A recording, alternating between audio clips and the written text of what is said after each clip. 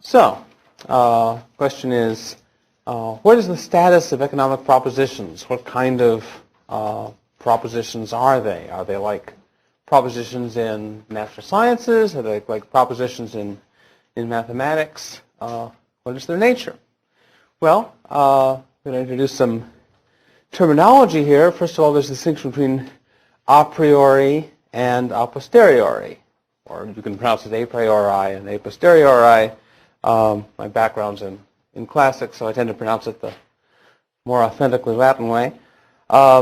Literally, those two phrases mean on the basis of what is prior and on the basis of what is posterior. Like many Latin shortcuts, it leaves out the crucial bit, which is prior and posterior to what? Well, in this case, to experience. To say that something is a priori is to say that something knowable prior to experience, and to say that it's a posteriori is to say that it's knowable posterior to experience. Now, that doesn't necessarily mean that if something is knowable a priori, that means it's knowable prior to having any experience at all. Now, there have been some philosophers who believed in that sort of thing. The great Arabic philosopher Ibn Sina thought that if you raise someone in a sensory deprivation tank and they never had any sensory input whatsoever, they would be able logically to deduce their own existence and the existence of God and various other things. But you don't have to believe that to believe in the a priori. To say that something is a priori doesn't mean that you can know it without having any experience at all. It means you can know it without having, without experientially testing that particular thing. So, for example, if you know that all bachelors are unmarried, you don't know that by doing surveys of bachelors. You don't have to go and interview all the bachelors and find out that they're all unmarried. So in that sense, you can know that bachelors are unmarried a priori.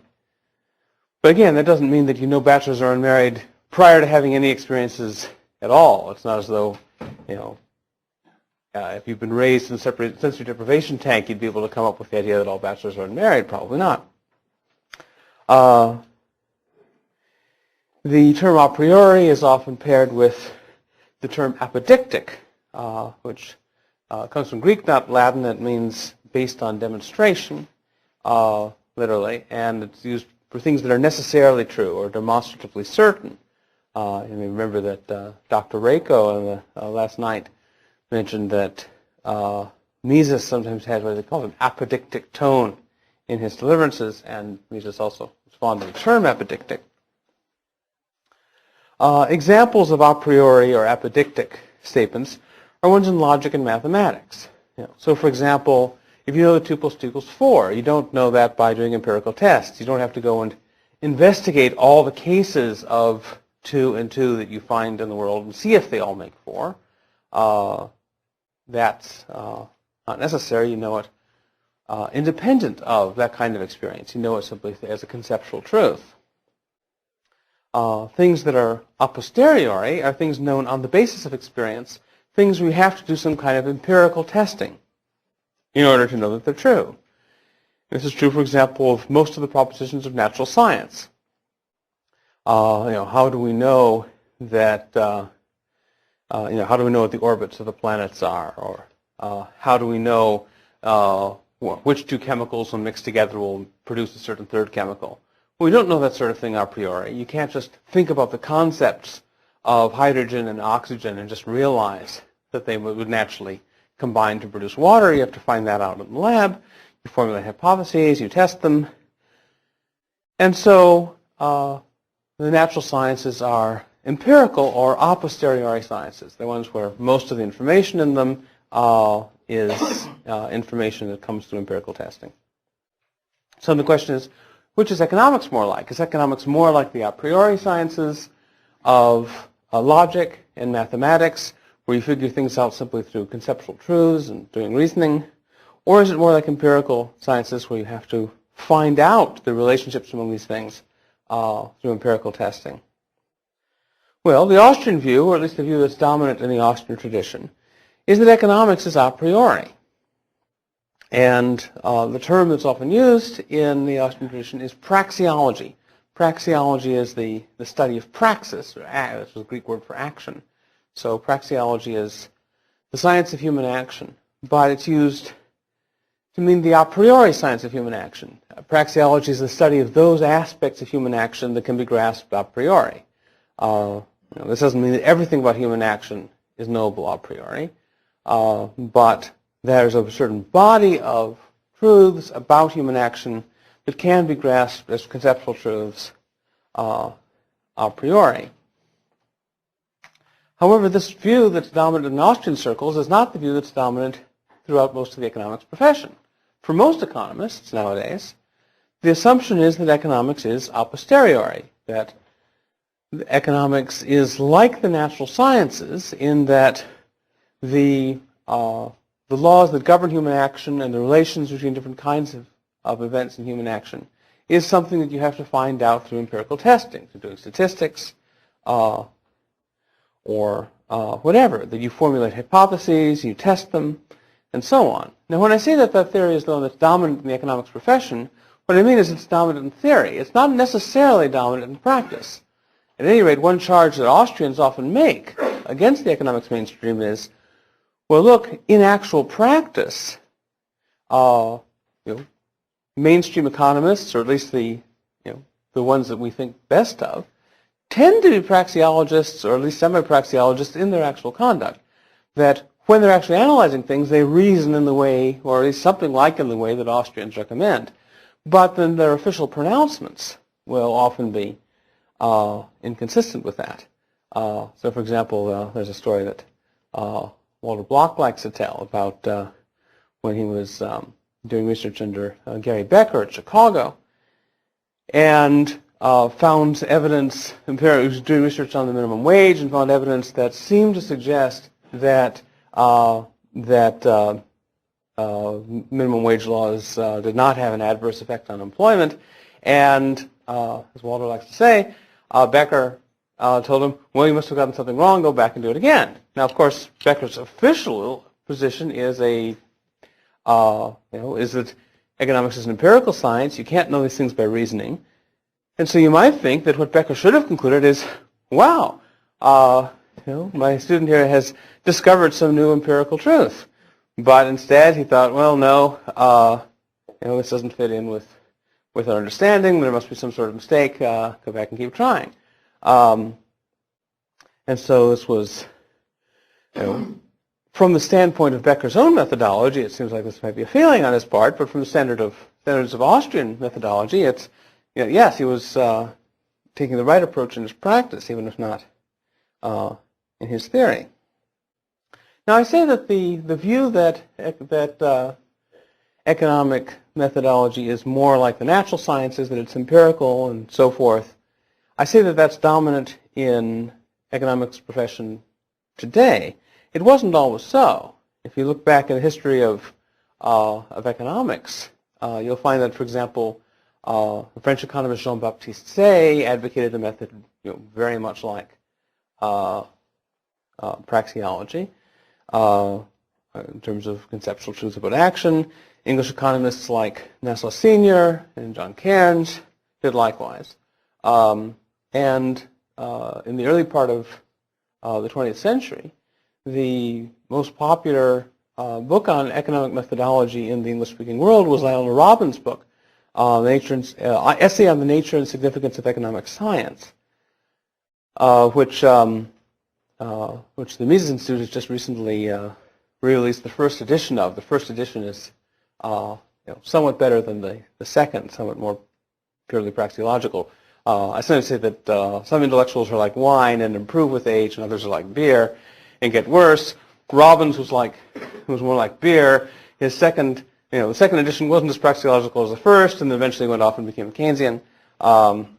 So there was a decline there, but the early vintage is a good one.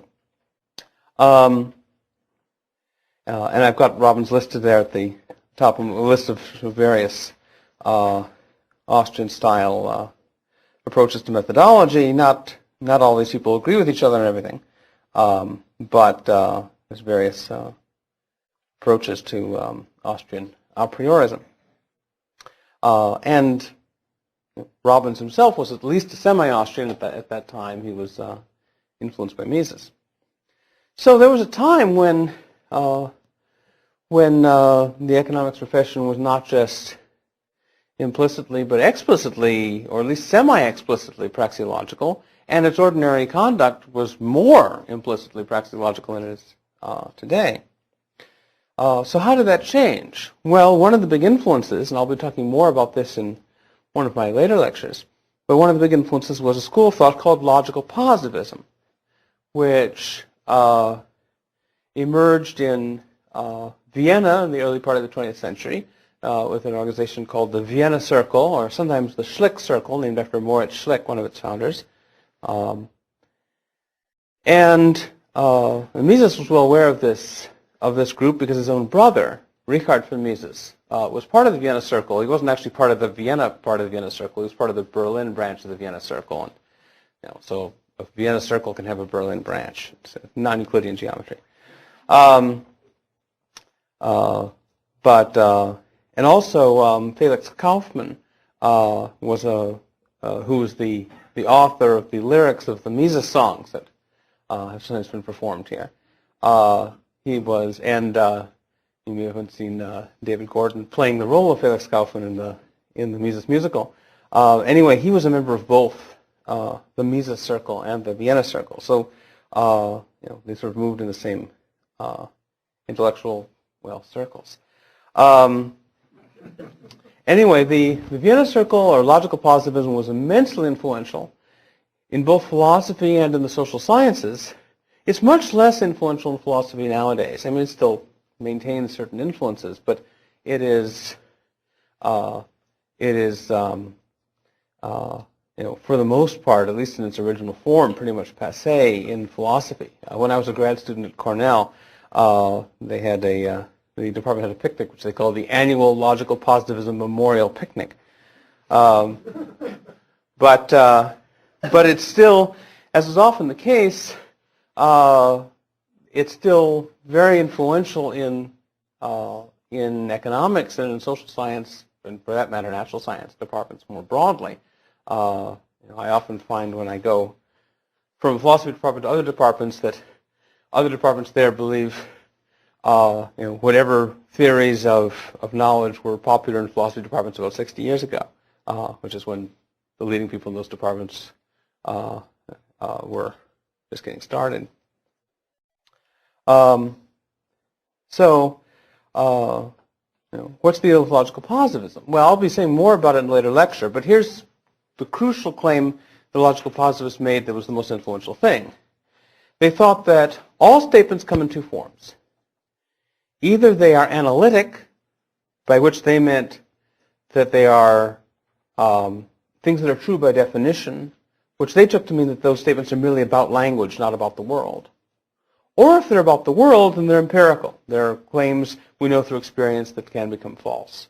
So they thought that all the statements of logic and mathematics were analytical statements, and that meant that they weren't really about the world. So they would say a statement like, all bachelors are unmarried, or 2 + 2 = 4.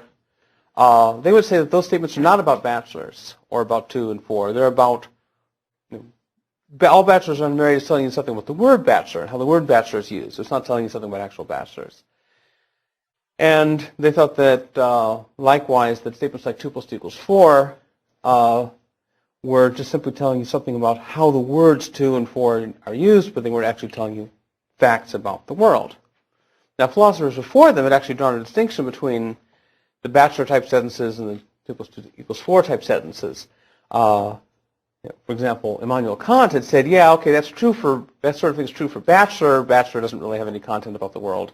But it's not true for 2 + 2 = 4. Bachelors are unmarried is true by definition, but 2 + 2 = 4 isn't true by definition, because if it is, what's the definition? Definition of what?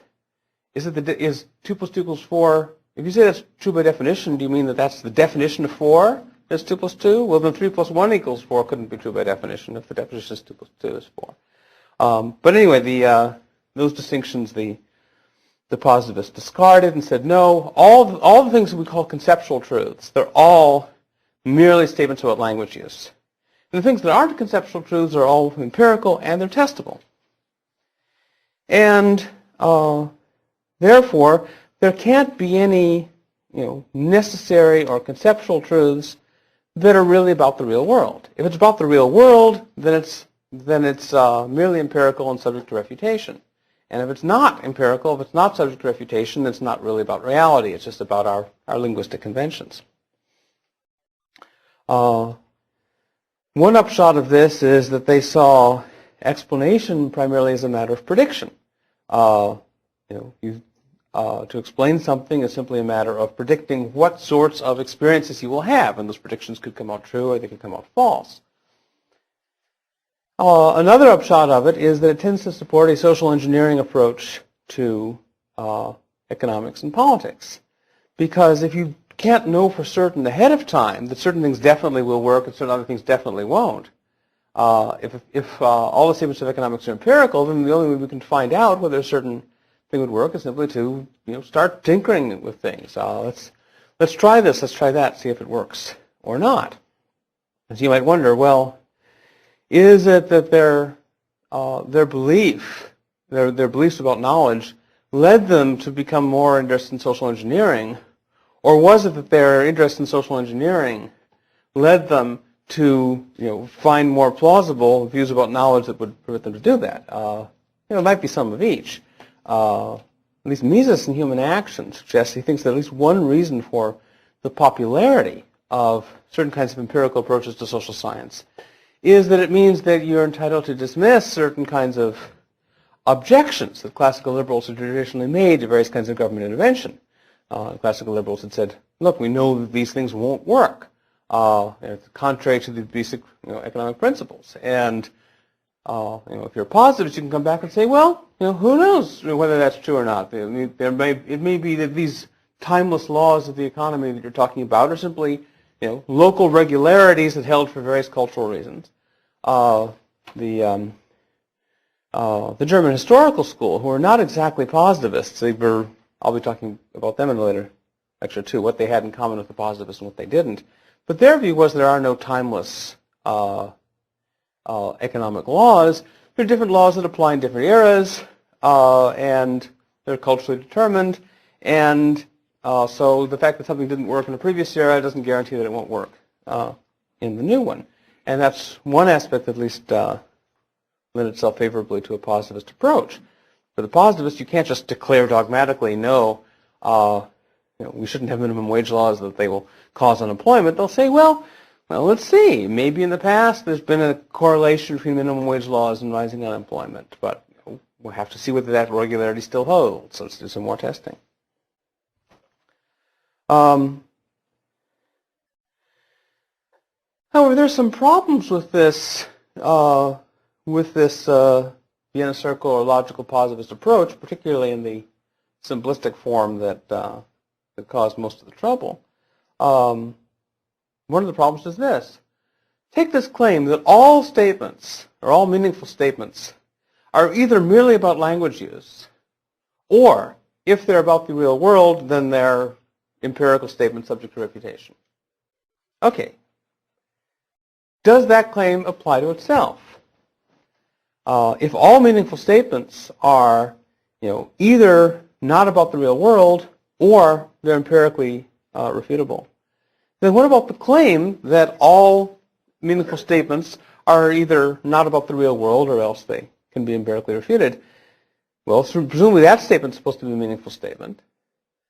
So, is that statement not a statement about the real world? In which case, that's why we have to take it so seriously. It's just proposing some linguistic convention, and we can say, well, this linguistic convention doesn't appeal to me. Or, if it's empirically refutable, or its truth depends on empirical support, all right, what's the empirical support for it? What is the empirical evidence that all statements about the real world can be refuted? Seems like, in fact, that statement can be refuted if you give some examples of ones that aren't. So the fact that the basic dichotomy didn't seem to apply to itself. The basic dichotomy said, all statements are one of two kinds, and then it didn't seem to be clearly belonging to either kind. That's one of the reasons that logical positivism fell out of favor in philosophy. And if you do take the dichotomy as an empirical claim, then it does seem to be falsifiable. A lot of the basic propositions of economics seem to be about the real world, and they don't seem to be empirical. Take, for example, what's sometimes called the expectation of benefit, that no one engages in an exchange unless they expect to benefit, where we're understanding benefit meaning have their preferences better satisfied as a result of engaging in the exchange than not. It doesn't necessarily mean benefit in some sort of self-interested way. Your preference, you might be engaging in exchange in order to buy something that you want to donate to charity or whatever. It doesn't necessarily mean benefit in some specifically personal sense, but in the sense of having your preferences more satisfied by engaging in that exchange than not. So take that claim. No one engages in exchange unless they expect to have their preferences better satisfied by doing it than not. Well, is that an empirical claim? Could that be, do we need empirical evidence for it? And what would count as empirical evidence against it? You'd have to find someone voluntarily doing something that they prefer not to do. Now, of course, there's a sense in which that's possible. There's a sense, we use the word preference in more than one way, and often we talk about doing things we don't want to do. But in the strict sense in which preference is used in economics, where the preference means the preference that's actually revealed and demonstrated in your action, not just a wish. You often do things you wish you didn't have to do. That's certainly true enough. But the idea that in the sense in which if you're doing something voluntarily, you're not doing it robotically or hypnotized, you're not being forced, but you're choosing to do it, you obviously must in some sense prefer doing it to not doing it. Otherwise it doesn't count as doing it voluntarily. And so it wouldn't make sense to say that you voluntarily entered into exchange that you didn't expect to get what you prefer. Or take Menger's idea of the double inequality of wants. If you and I are both voluntarily entering into an exchange, then it must be the case that I prefer what I'm getting to what I'm giving up, and you prefer what you're getting to what you're giving up. If I, if I buy a burrito from you for $1, and we both consent to the exchange, then I must prefer the burrito to the dollar, or I wouldn't have bothered to make the exchange, and you must prefer the dollar to the burrito, or you wouldn't have made the exchange. And so in any voluntary exchange, they have to have sort of inverted, in relation to each other, their preferences as to which thing they prefer over the other. Now again, is that an empirical claim? Is that something that we need empirical evidence for? Is it something we can imagine empirical evidence against?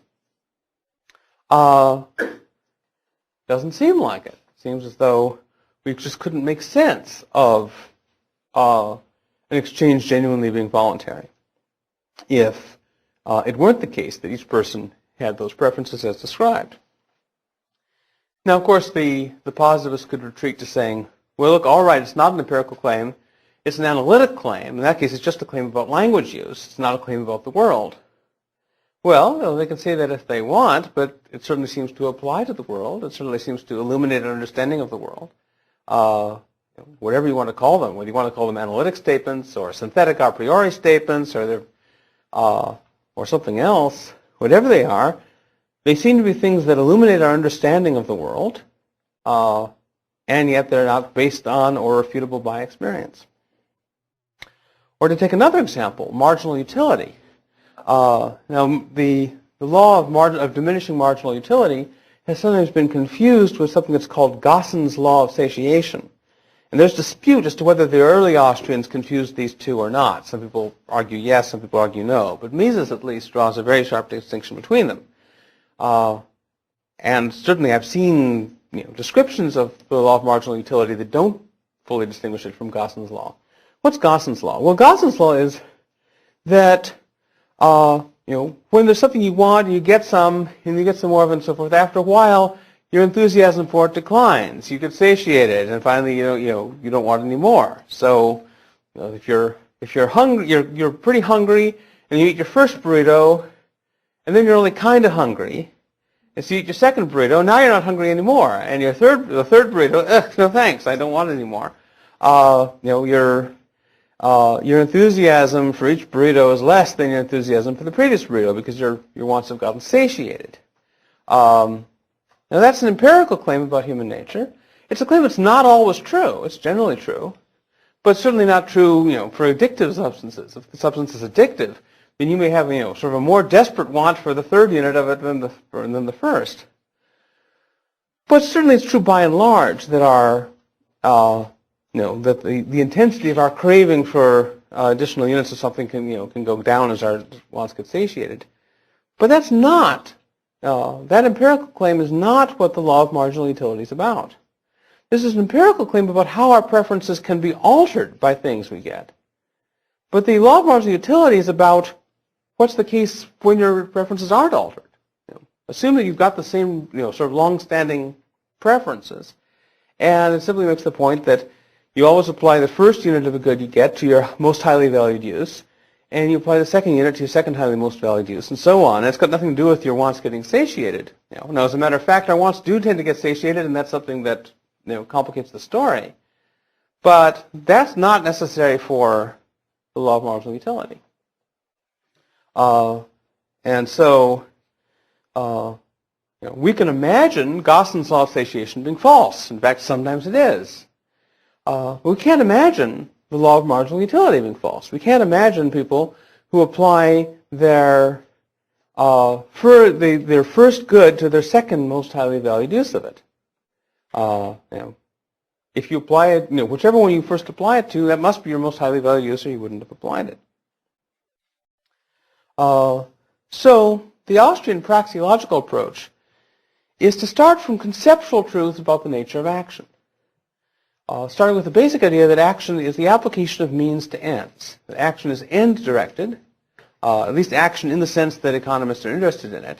There's a broader sense of action where various sorts of things that aren't end-directed count as action. You could talk about the action of the acid etching away the metal and so forth. And that's an okay usage of action, but that's not the kind that economists are interested in. When economists talk about action, especially when Austrian economists talk about human action, they mean action that's aimed at an end. It doesn't have to be specifically human. If there are, intelligent Martians out there, as long as they're capable of choosing means to ends, then economics would apply to them as well. There's a controversy as to how much of praxeology applies to animals, but I won't get into that. I just plant that in your mind as a puzzle. Are their actions end-directed? In some sense, yes. In some sense, no. Leave it be for the moment. Anyway, this basic idea that action, or voluntary action, involves the application of means to ends is at the root of the whole Austrian approach to action. The whole idea of imputation, the idea that the value of the means is determined by the value of the end. That you only care about the means because it's going to get you the end. And so the means doesn't have a value except insofar as it serves the end. That's crucial to understanding just about everything in Austrian economics. The whole socialist calculation debate, which I imagine you'll be hearing more about later. But that whole thing is about how does imputation work in the absence of a market. And the whole understanding of how economic calculation works under a market is how consumer choices enable entrepreneurs to assign rank orders to various means, to various higher order goods or production goods, based on the preferences that consumers exhibit over first order goods or consumption goods. And the whole understanding of how the market works is a matter of how preferences for consumer goods get translated through the price system into preferences of rank orderings for production goods. And the whole problem of how under a socialized economy that process is stopped, or how under an interventionist economy that process is hindered or distorted in various ways. In fact, the whole Austrian theory of money and of business cycles and so forth has to do with how this imputation process can get distorted by various kinds of government intervention. So the Austrian approach is to start with the nature of action, understood as the application of means to ends, and then all the other economic concepts that get introduced, from whether it's prices or money or rent or interest or all these things, are defined ultimately in terms of these relationships of means and ends. Now, someone could say, okay, so you've got this whole body of conceptual truths about action, but how do you know it applies to the real world? After all, I could come up with a whole body of conceptual truths about unicorns. It's a conceptual truth about unicorns. I suppose that they're shaped like a horse and that they have a horn in the center of the forehead, and I suppose various further things from the legend you could incorporate as conceptual truths. And I could come up with this whole body of interrelated conceptual truths about unicorns, but you might say, well, this is just an idle exercise because there aren't any unicorns. Or likewise, one of the cases of, to take something that perhaps cuts a little closer to home, what about Euclidean geometry? Euclidean geometry posits this whole body of relationships among various things defined in Euclidean ways, but if it turns out that the space of the real world isn't actually Euclidean, then it turns out we're just sort of playing with concepts and relating them to each other, but how does any of it get grounded in reality? So someone could say, look, you praxeologists can come up with an internally consistent set of relations among concepts of action, but how do you know any of it applies to reality? Well, here the answer is the action axiom. An axiom, at least as it's being used here, is a proposition that we know to be true because you can't coherently deny it, because any attempt to deny it turns out to presuppose it.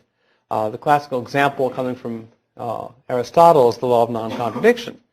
You can't deny the law of non-contradiction without presupposing it, because if you deny it, you're saying it's false rather than true. And so you can't say, nothing is either really true or false or something like that, because by saying that, you're saying that that's true rather than false. Now, there's a complication about that, which Dr. Gordon would no doubt press on me if you were allowed to ask a question, but never mind. Then, of course, another famous example is Descartes' principle, I think, therefore I am. Your own existence is axiomatic for you, in the sense you can't coherently deny your own existence. Descartes said you can imagine being fooled about various things or mistaken about various things, but you have to be there to be the one who's fooled or mistaken. So you couldn't be fooled or mistaken about your own existence. Another example I'm fond of, a less famous example, also comes from Aristotle. Aristotle says the value of philosophy is something you can't coherently deny. Because if you try to deny that philosophy is valuable or argue against philosophy being valuable, you're thereby engaging in philosophical argument. And so you've thereby shown that you think it's okay. That's quoted from one of Aristotle's lost works. We don't actually have the work, but we're told that he asserted that in a work called Praxeology, which means exhortation to philosophy. The action axiom says you can't deny that action in this praxeological sense exists, because denying it or trying to refute it or argue against it is itself an action, as was pointed out earlier. So we don't have to worry about the possibility that praxeology might be like Euclidean geometry that doesn't really apply. Now, of course, there are philosophers who think that there are no such things as actions. There are philosophers who think there are no such things as minds, or beliefs, or desires. Eliminative materialists, some of them are called. But Mises would say that their view is incoherent because by the very fact of asserting that there are no such things as actions, they're already showing. They also believe there are no such things as assertions, but that's a problem too. To assert that there are no such things as assertions, you've already bought into the existence of them. Now, I want to mention two common mistakes that critics of praxeology make about it.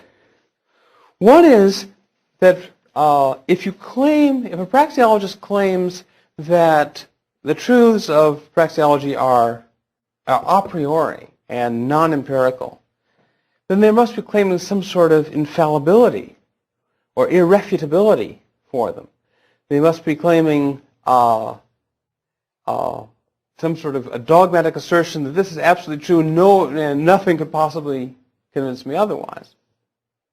And in fact, I remember Dr. Rako quoted Milton Friedman criticizing Mises precisely for this, saying that if you're committed to something as being a priori, then you won't be interested in examining the evidence for it or against it.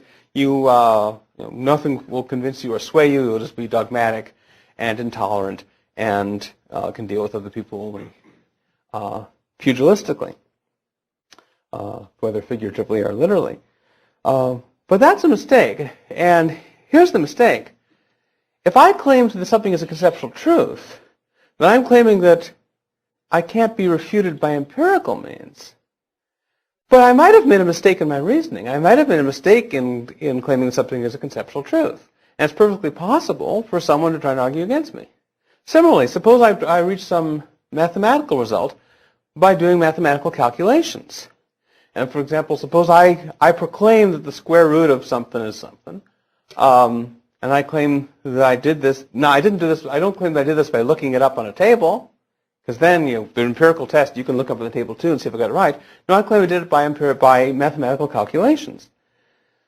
So, of course, no empirical test would refute me. But that doesn't mean that I hold that this claim of mine is somehow infallible. I'm perfectly capable of making a mistake in mathematical calculations. In fact, I'm probably more reliable at counting things than I am at calculating them. So likewise, when a praxeologist makes an assertion, they're not saying that that nothing could refute them. But they're saying that any criticism you bring has to be a criticism in terms of logical and conceptual reasoning, not a criticism in terms of empirical data. Now, there's that odd passage from Friedman where he says, well, suppose you can't convince the other person that they've made a mistake in their reasoning. Well, suppose you can't convince the person they made a mistake about their data. I mean, suppose, there's also a possibility you can't convince someone of something. I can't see it has anything to do with whether it's an a priori or an a posteriori issue. The other mistake of something that's made about praxeology is people claim that praxeologists have some sort of a priori knowledge of history. So, for example, Austrians are sometimes accused of believing it's an a priori truth that the Great Depression was caused by federal manipulation of the money supply or whatever. Or there's that line from Friedman who said that Mises thought that he had infallible a priori knowledge of the motivations of human action and so on. Well, no. Austrians don't claim to have a priori knowledge about what historically happened or what anyone's motivations are. Austrians also don't claim to have any knowledge about what the ends of human action are. People can desire all sorts of things. In fact, one of the criticisms Austrians have made of mainstream economists and of their forebears, the classical economists, is that other economists often will make assumptions about what people actually want that Austrians think are not warranted. For example, in the Homo economicus model, where you assume that everyone desires profit maximization above all else. And Austrians say, well, not necessarily. I mean, we might desire all sorts of things. There were Buddhist monks who set themselves on fire to protest the Vietnam War. They were not trying to maximize their monetary profits, as far as I know. Maybe there's some odd story to tell, but I don't know that story. And it's not, and take monetary theory. Monetary theory is a priori, but its application isn't. It's not a priori, whether a society even has money. There are societies that don't have money. They just engage in barter.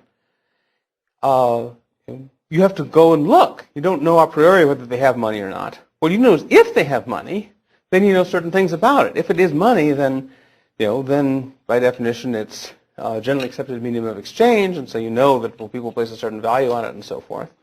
But of course, you don't know a priori which things in society are money. There are no a priori truths about little green pieces of paper. We happen to use these little green pieces of paper as money, perhaps unwisely, but you can't tell a priori whether a society has money or which things in it are money. You have to go and look. And if everyone stopped using little green pieces of paper as money, then monetary theory would no longer apply to them. Mises has a term thymology, which is sort of the counterpart of praxeology. Thymology is not an a priori science. Thymology comes from thumos, which is the Greek word for spirit. He really wanted to use psychology, but it was already taken, so he took another related Greek word. Thymology involves interpretive understanding.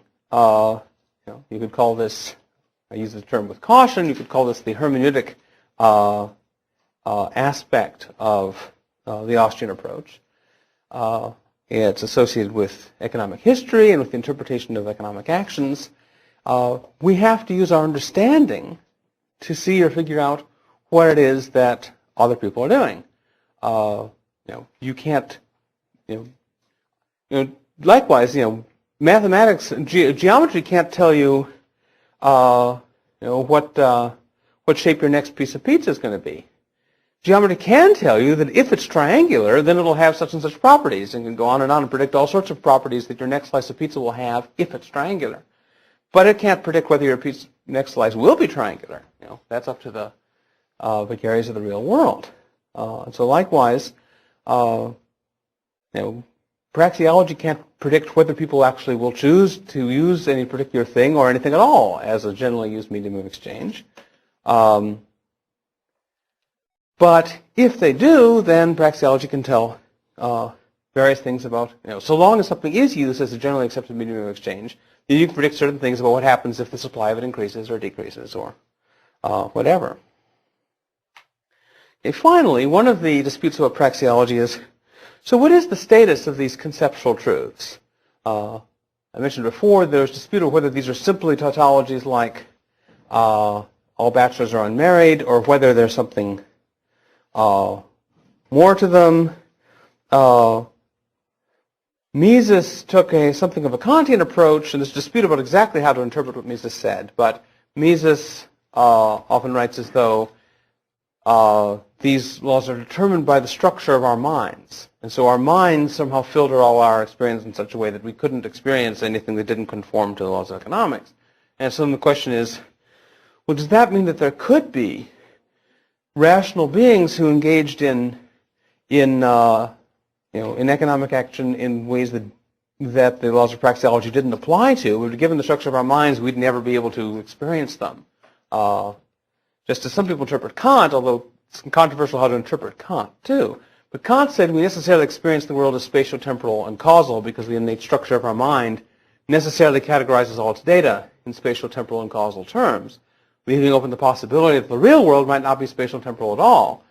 Now, there's dispute over whether that's what Kant meant, and there's dispute over whether that's what Mises meant. Rothbard, at least, wasn't comfortable with Mises' way of putting it. Rothbard was more of an Aristotelian, and Rothbard thought that these laws were laws of reality, not just laws of thought, that we discover them by looking at reality, so that they are, as he put it, in a very broad sense empirical. But the way in which they're empirical is different from the kinds of things you have to do statistics for, or tests and so forth. They're just things you sort of recognize by just sort of confrontation with ordinary human experience. And there have been many other theories. If you look at some of the ones up there at the top, there have been all sorts of different approaches as to in what sense, how do we come to know them? Do we know them by introspection? Do we know them by conceptual reasoning or whatever? But and those are interesting philosophical questions. And so as a philosopher, I'm interested in those questions. But answering those questions isn't crucial to validate the Austrian approach. Because after all, there's a lot of dispute about exactly what the status of mathematical reasoning is, too. Are numbers real things that exist independently of us? Is there really such things as 3 and 4? Or are they human constructs? Or what? Does threeness exist off in Platonic heaven? Or does threeness exist only as encountered in actual trios? Or does threeness exist only in our minds? Well, again, those are important philosophical questions. But we don't have to answer them in order to understand that mathematics is some kind of founding in reality, and it works. And so likewise, the questions that are raised about the nature of praxeology are really not that different from the questions that are raised about the nature of logic and mathematics. Okay, questions? Yes? Does praxeology assume rational agents? Well, it depends what you mean by rational. There's a minimal sense of rationality where you count as rational so long as you are applying means to ends, and you apply the means to the ends that you believe will bring it about. In that sense, rational agency is necessary for any kind of agency at all, in that sense. So in that sense of rational, then praxeology applies only to rational agents. But if you want a richer, fuller sense of rationality, where in order to be rational, you've got to have, reasonable views about what ends are worth pursuing and reasonable views about what means are likely to get them to you, then in that case, no, praxeology doesn't assume that. You could have crazy ends or crazy beliefs about the means to your ends, and you could change your beliefs every minute. You could have, right now you might think that what you most want is to become the most famous person on earth, and the way to do it is to shave your head. And then right after you do it, then you might think that what you most want is to become the least famous person on earth, and the way to do it is to paint your head green. And you do that, your views about means and ends are constantly changing. But you'd count as rational in the narrow sense that at any given moment, you are applying the means you believe will work to whatever end you believe at that moment is worth pursuing. So in that narrow sense of rationality, you're rational. And that's all that praxeology cares about. There are richer senses of rationality that are interesting for other purposes. Yes? Are there other types of a priori methods other than, say, praxeology? Well, I guess mathematics is an a priori method. It's interesting that that we like a priorism, but we don't like mathematics so much in our economics. But the reason for that is that our understanding of the nature of action is such that a lot of mathematics isn't really all that relevant because it doesn't involve sort of quantifiable relationships. So then what's the distinction between praxeology and a priori method? Praxeology has to do with a priori truths about human action, whereas mathematics is, I guess, a priori truths about quantities and quantitative relationships. They intersect, I suppose, to this extent that if I'm doing an action, you're doing an action, then there are at least two actions. So that's an application. That's a permissible Austrian application of mathematics to praxeology. Yes. I was reading David Friedman's text on price theory. David Friedman is the son of Ludwig Friedman. And he says that one thing that economics does is assumes that people have simple preference. And this I understand that in his view, economics is about predicting changes in human behavior based on changes in incentives. The government wants people to have more children, it will subsidize families. It wants to stop people to stop smoking, it will tax put a tax on cigarettes. And these quantitative predictions about what people will do can only be aposteriori. So that may be why when you have Washington, they have these ideas of economics as aposteriori. I forgot to repeat the other questions, but I'll repeat this one. There's a little sign here saying, please repeat questions that I disobeyed it earlier. So the question is, David Friedman in his economic textbook says that you have to assume certain empirical things about people's preferences because otherwise we can't make predictions about the effects of various laws. I think that it's partly true. Here's the sense in which it's partly true. I think that when Austrians talk about economic theory, they mean something narrower than sometimes what non-Austrians mean by economic theory. Because we talk about theory on the one hand, the praxeology. On the other hand, we talk about the application of it in history and thymology and so on. And some of the things that we call the application of the theory, some mainstreamers I think would just call more theory. It's certainly true that in applying a theory, you have to make various empirical assumptions that may be wrong. The question is, which ones and how many? And Guido Husman makes a nice point about minimum wage laws. That strictly speaking, what we know on the basis of praxeology is not that minimum wage laws will make unemployment higher than it was before, but rather makes unemployment higher than it would otherwise have been. Because of course, all kinds of empirical assumptions about people's motivations are, could be wrong. In which case we might, nothing rules out people changing their preferences after you introduce the minimum wage law. And once they change their preferences, then it might be that unemployment will go down after minimum wage law. But keeping the preferences fixed, and assuming those preference changes, if they happened, would have happened anyway, then what we know praxeologically is that unemployment will be higher than it was before. Again, unless the changes in preferences are actually caused by it. I might be someone who says, I will pay $5 an hour unless, I will hire 10 people unless the minimum wage law goes up, and then I will hire 20 people. Suppose I just have that preference. Well, if I just have that preference, then I'll then I will be caused to want to hire more people by the going up. And so that's an exception, but Guido deals with that in the footnote. Yes. I've noticed in my limited study more of an emphasis in the Austrian school on Aristotle as opposed to Plato, and I've seen, or supposed to almost a rejection of Plato result of his views in the Republic. But it seems like Plato and by extension Socrates are sort of the original a priori philosophers. So I'm sort of confused why there isn't more of an emphasis on Plato in the application of Austrian philosophy. Okay, so the question is, Austrians seem to emphasize Aristotle more than Plato, perhaps because they don't like Plato's political proposals in the Republic, but Plato seems to be a big a priori guy. Shouldn't we like him more? Well, actually, I do think Plato is an important influence in the praxeological tradition. If you look at the Platonic dialogues, over and over, it's talking about especially the early Socratic dialogues. Over and over, it's talking about the implications of the fact that people pursue ends by applying means. And the whole idea of the means getting their value from the end and what's implied by the application of means to ends and so forth is the entire Socratic ethical system is based on this. So yeah, I like Plato. I mean, I don't like his at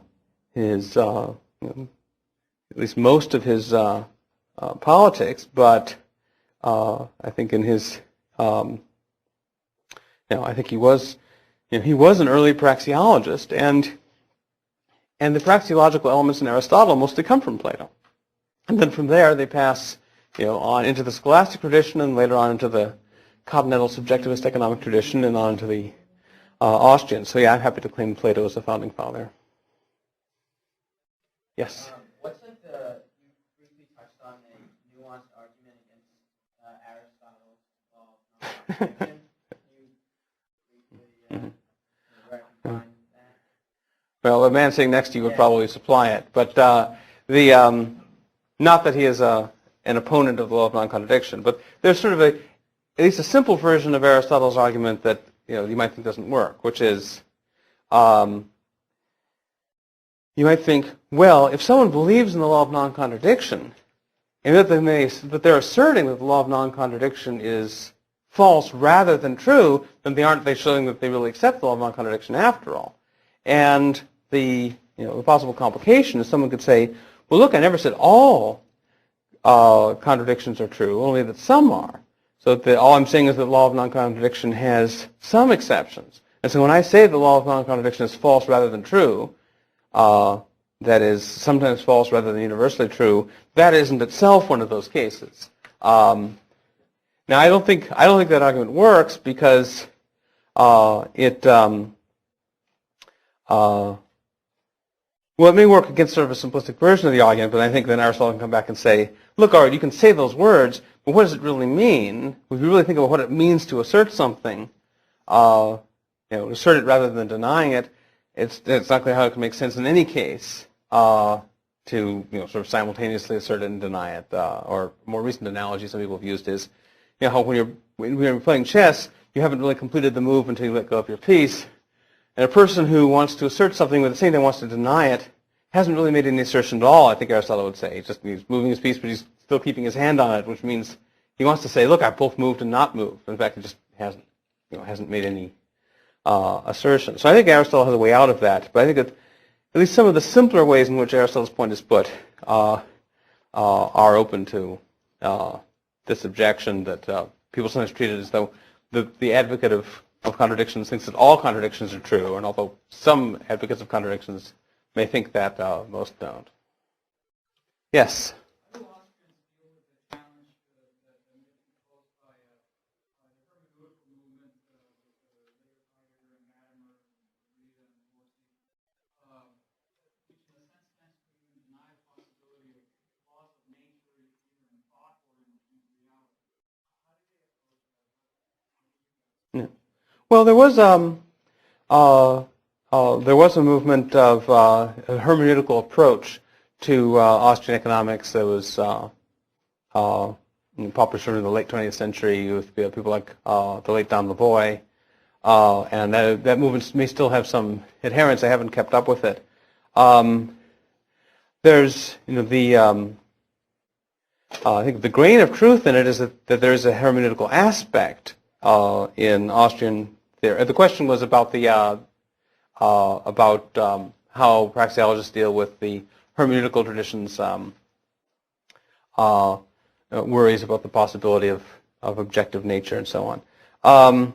There's a hermeneutical aspect, but I think it comes in the application of praxeology, not in praxeology itself. I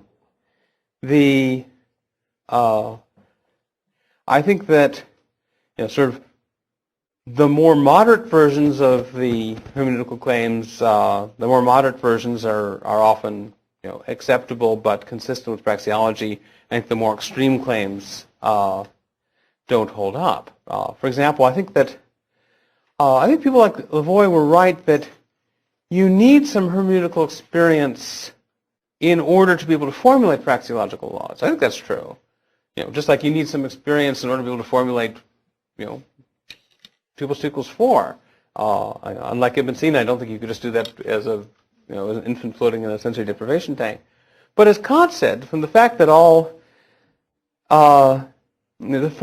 knowledge begins with experience, it doesn't follow that all begins from experience. And so, likewise, I would say, from the fact that our knowledge or that some of our knowledge begins with sort of hermeneutical understandings and so forth, doesn't mean that it depends on them in the way that some of the more radical hermeneutes thought. But it would take me too far afield to say much more than that right now. Yes? If I understood you correctly, you said that there might be fields where the application of praxeology is limited. For example, if you apply economic theory. So the same might hold for other areas, for example, for microeconomic theory. If you think about fields like finance, could you kind of define the scope of application where we can apply praxeological reasoning or conceptual reasoning, and where not, and where positivism is justified? Well, I might be up to when you say positivism is justified. It's certainly true that, whether a particular branch of praxeology is applicable to a particular thing, like, for example, whether monetary theory is applicable to, the little village of Hemlock there, depends on the empirical discovery of whether they use money or whether they just do nothing but barter.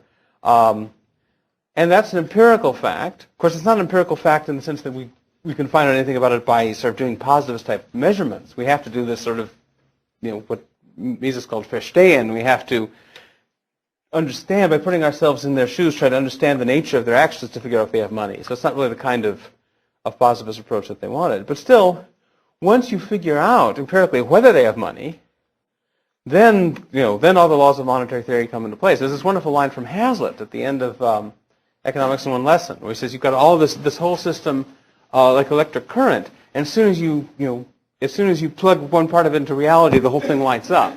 So as soon as we find money in this village, find that they are indeed using money, then the whole system of monetary theory lights up and applies to them.